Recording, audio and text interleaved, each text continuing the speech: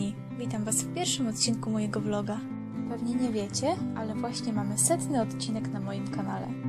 A z tej okazji chciałabym Wam podziękować za to, że jesteście, za to, że oglądacie moje filmiki, za wszystkie komentarze, za te pozytywne, za wszystkie miłe słowa, również za konstruktywną krytykę, która jest bardzo ważna.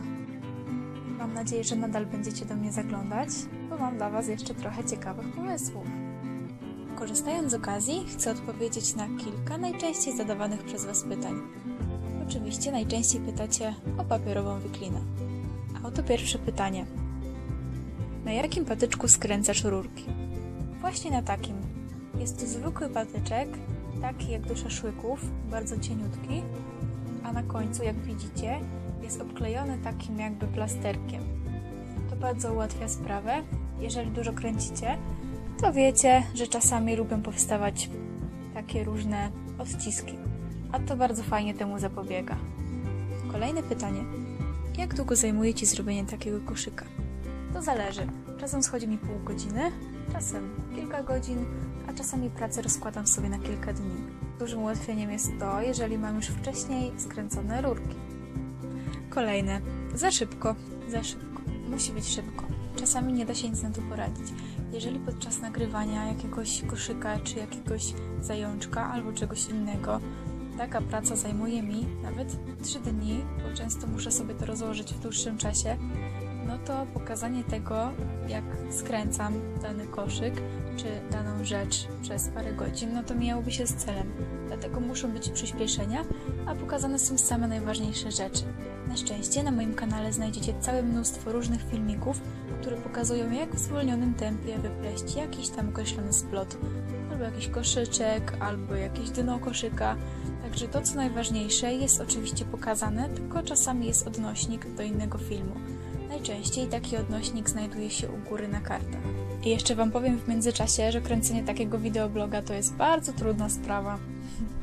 Bardzo trudna. Okej, wracamy do pytań. Czy sama skręcasz rurki z papierowej wikliny, czy też kupujesz? Oczywiście sama skręcam. Następne pytanie. Z czego robisz rurki? Ja kręcę z gazet i wychodzą strasznie twarde. Moje rurki też wychodzą dosyć twarde, ale równocześnie są na tyle plastyczne, że swobodnie można je zginać, wyginać, skręcać. Kolejne pytanie, chyba jedno z najczęściej zadawanych, albo najczęściej zadawane. Czy malujesz rurki? Już nieraz odpowiadałam, ale jeżeli będzie potrzeba, to odpowiem tyle razy, ile będzie trzeba. A więc rurki maluję przed wyplataniem. Najczęściej są to białe rurki, które pochodzą z marginesów gazet i maluję je mieszanką wody i pigmentu. Reklamuję, bo lokalna firma.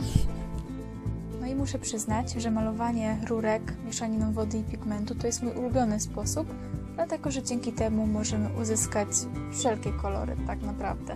Rurki o różnych barwach. I ostatnie pytanie na dzisiaj. Ile potrzeba rurek do wyplecenia jakiejś tam pracy? A więc odpowiadam. Nigdy nie liczę, ile potrzebuję takich rurek.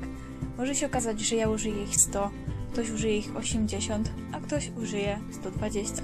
Ale jeżeli to lubicie, to naprawdę musicie ich mieć sporo. A teraz na koniec pozdrowienia. Pozdrawiam wszystkich Was, którzy to oglądacie, ale w szczególności chciałabym wyróżnić moich najczęstszych komentatorów. Przepraszam, że muszę czytać, ale ciężko z pamięci, a więc pozdrawiam, kolejność przypadkowa. Danuta Ol, Anastazja Fight, Weronka 100, Pożeracz Żelek, Ika Klik, Kocia 89, Alen Mary, Iga Georgiczuk, Izabela Dorosz, Melba Studio, Sasza LPS 1231 i Kinga Banasiuk. A w szczególności chciałabym podziękować i pozdrowić Ika Klik. Dzięki za pierwszy komentarz na moim YouTubie.